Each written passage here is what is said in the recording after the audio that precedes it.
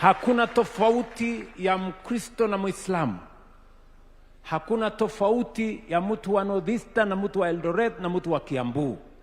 Sote ni watu moja. Tunatambulika sawa sawa chini ya katiba ya taifa letu la Kenya.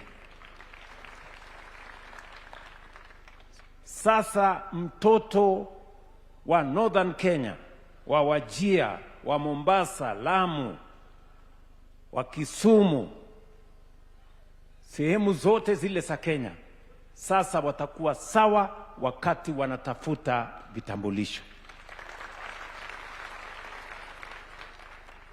Jambo la pili, mulinieleza ya kwamba wakati mnaenda katika haji kule Saudia, wengi wanapata matatizo